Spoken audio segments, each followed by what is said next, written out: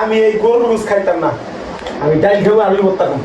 ও না আমার কামাই কম, আমি তো কেমনে ডাইল আলু ভর্তা খাওয়া মোটে লাগবো না, গরুর গোস দিই তো খাইতাম গরুর গোস। না বাবা, আমি এই গরুর গোস খাইতাম না। বাবা না বালা খা না, আমি খাইতাম না। ডাইল আলু ভর্তা যখন কাম হইব তখন তো খাই না। আমার ডাইল আর আলু ভর্তা আমার লাগবে। গরুর গোস খা আমি খাইতাম না, খা খাইতাম না। খা খা। আনো ডাইলাল করতেই খাবো।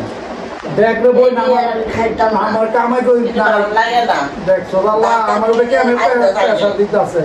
তোরা খা খা না কেন আমি খা ডাইল আলু ভর্তা খাবো। ডাইল আলু ভর্তা তেল ওই গোস্ত লোক। আমি গরিব মানুষ। তো গরিব মানুষের আমি গুস্ত। দিন গাই লেগে গরুর গোস্ত খাওয়াইতেছি তো।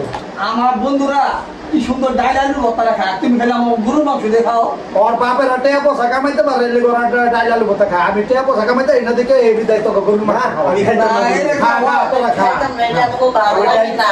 ডাইল আলু ভর্তা দাও, আমি খাইতাম ডাইল না। আলু ভর্তা।